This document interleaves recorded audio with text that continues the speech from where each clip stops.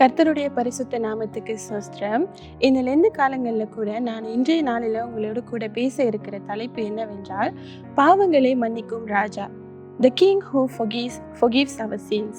So இந்த காரியங்களை நம்ம எந்த இடத்துல பார்க்கலாம் அப்படின்னா, மத்தேயு 9வது அதிகாரம் வசனங்கள் 1-8 வரை நம்ம இந்த காரியத்தை பார்க்கலாம். அதாவது இந்த மெசேஜில் என்ன காரியங்கள் கொடுக்கப்பட்டிருக்கிறது அப்படின்னு நம்ம பார்த்தோம்னா, இயேசு நம்ம ஒரு படகு ஏறி கப்பர்நகூம் என்னும் ஊருக்கு வருகிறாரு. அந்த இடத்துக்கு அவர் வரும்போது என்ன நடக்குது அப்படின்னா, ஒரு பேரலைஸ்டு மேன், அதாவது ஒரு திமிர்வாதக்காரனை அவர்களுடைய நண்பர்கள் அவரிடத்துல கொண்டு வரதை நம்ம பார்க்கலாம்.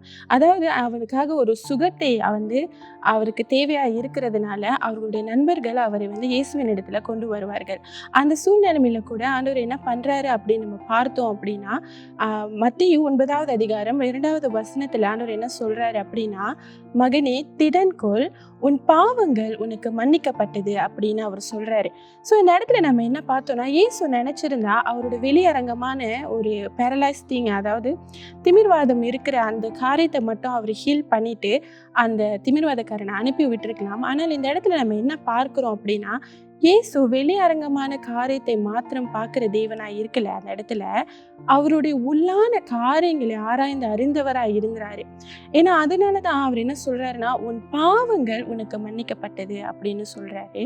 ஸோ இந்த காரியத்துல நம்ம எப்படியாக இந்த நேரத்துல யோசிக்க வேண்டும் என்றால், நமக்கையும் நம்மளுடைய வாழ்க்கையிலும் இயேசு கிறிஸ்து, அதாவது தேவன் நம்மளுடைய வெளியரங்கமான தோற்றத்தை மாத்திரம் காண்கிற தேவன் அல்ல, நம்மளுடைய உள்ளந்தெரியங்களையும் அறிந்தவராய் இருக்கிறார். நம்மளுடைய இருதயத்தின் ஆழத்துல நம்ம என்ன சிந்திக்கிறோம், என்ன காரியம் நம்மளுடைய இருதயத்துல இருக்கிறது என்று யாவையும் அறிந்தவராய் அவர் கடந்து வருகிறத நம்ம பார்க்கிறோம்.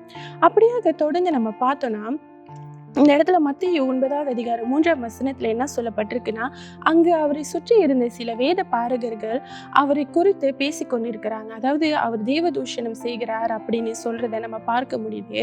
அந்த இடத்துல ஆண்டவர் என்ன சொல்றாரு அப்படின்னா, அவருக்கு பாவங்களை மன்னிக்க அதிகாரம் கொடுக்கப்பட்டிருக்கிறதை காண்பிக்கவே அவர் அதை செய்தார் என்று நம்ம அதுல பார்க்க முடியுது. ஸோ இந்த பகுதியில நம்ம 2 காரியங்களை பார்க்கிறோம். ஃபர்ஸ்ட் திங் என்ன அப்படின்னா, God doesn't see our outer part but he sees our heart. அதாவது ஆண்டவர் நம்மளோட வெளியரங்கத்தின் காரியத்தை மாத்திரம் காண்கிறது இல்லை, நம்மளோட இருதயத்தில் இருக்கிற ஒவ்வொரு காரியங்களும் அறிந்தவராய் இருக்கிறாரு அப்படின்ட்டு. 2வது காரியம் நம்ம என்ன பார்த்தோம்னா, தேவனுக்கு நம்மளோட பாவங்களை மன்னிப்பதற்கு அதிகாரம் கொடுக்கப்பட்டிருக்கிறது அப்படின்றதையும் நம்ம பார்க்கிறோம். ஸோ இந்த வேலையில கூட இந்த லெந்து காலங்கள்ல அப்படியாக நம்ம உபவாசத்தோடு ஜபத்தோடு அவரோட பாதத்தில் அமர்ந்திருக்கும் போதும் கூட ஒரு விசை நம்மளுடைய இருதயங்களை ஆராய்ந்து பார்க்கிறவர்களாய் காணப்பட வேண்டும். ஏனென்றால் அநேக சூழ்நிலையில நம்ம பாவத்தின் வாழ்க்கையில இன்னமும் கூட வாழ்ந்து கொண்டு இருக்கலாம். ஆனால் ஆண்டவரிடத்துல நம்ம போய் சொல்லி அதை குறித்து பேசுவதற்கு நம்மளுக்கு அந்த ஒரு தைரியமோ இல்லை ஒரு சான்ஸோ இல்லாதபடியாக இருக்கலாம். ஆனால் இந்த லெந்து நாட்கள்ல கூட ஒரு விசை நாம் சிந்தித்து பார்ப்போம், நம்மளுடைய இருதயங்களை ஆராய்ந்து பார்ப்போம். அப்படியாக நம்மளோட வாழ்க்கையில என்ன பாவங்கள் அவரிடத்துல நம்மை சேர விடாமல் தடுத்து கொண்டு இருக்கிறது அப்படின்னு. ஏன்னா நாம் இந்த வசனத்துல பார்க்கிற மாதிரி அவர் யாவையும் மறந்திருக்கிறார். ஸோ நம்ம ஆண்டவரிடத்துல இருந்து எதையும் மறைக்கிறதுக்கு இயலாது. நம்மளுடைய இருதயத்துல இருக்கிற ஒவ்வொரு காரியத்தையும் அவர் அறிந்தவராய் இருக்கிறார். அதனால இந்த காலகட்டத்துல கூட நாம் அவரிடத்துல நம்மளோட பாவங்களை அறிக்கை செய்து மன்னிப்பு அவரிடத்துல கேட்கும் போது அவர் நம்மளை மன்னிக்கிற தேவனாய் காணப்படுகிறார். எப்படியாக 2வது காரியத்துல நான் சொன்னது போல அவருக்கு நம்மளுடைய பாவங்களை மன்னிக்க அதிகாரம் கொடுக்கப்பட்டிருக்கிறது.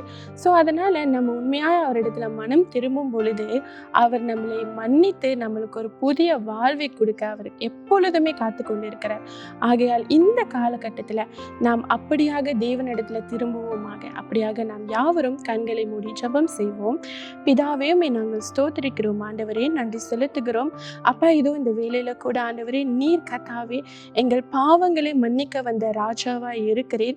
அப்படியாக ஒரு விசை கர்த்தாவே எங்களுடைய அப்பா ஒவ்வொரு பாவங்களாய் இருந்தாலும் கர்த்தாவே அந்த பாவங்களை நீர் மன்னிக்கும்படியாகவும் அதிலிருந்து எங்களை பரிசுத்தப்படுத்தும்படியாகவும் நாங்கள் இந்த வேலையில ஜெபிக்கிறோம்.